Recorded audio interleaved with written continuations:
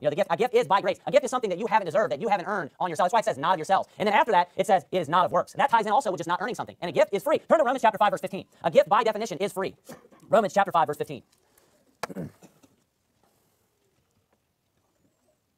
Bible reads in verse 15, Romans chapter 5, but not as the offense, so also is the free gift. For if through the offense of one many be dead, much more the grace of God and the gift by grace, which is by one man, Jesus Christ, hath abounded unto many. No, a gift, like I said, by definition has to be free. But God is not the author of confusion. He always says things very explicit. He tries to be extremely clear. You know, just like a minute ago, he wants to express certain points, like when he says must needs go through Samaria. Right here, he calls a gift a free gift. Just to be very, very clear that we understand that a gift has to be free, or it's not a gift. If you were to work for a gift at all, it would not be a gift. Just like Titus chapter 3, verse 5 clearly tells us that salvation is not of works, not by works of righteousness, which we have done, but according to his mercy he saved us. Philippians 3:9 tells us to be found in him, not having mine own righteousness, which is of the law, but that which is through the faith of Christ, the righteousness which is of God by faith. And you have Romans chapter 4, verse 4. Now to him that worketh is the reward, not reckoned of grace, but of debt. But to him that worketh not, but believeth on him that justifieth the ungodly, his faith is counted for righteousness. Flip back over to John chapter 4 again here.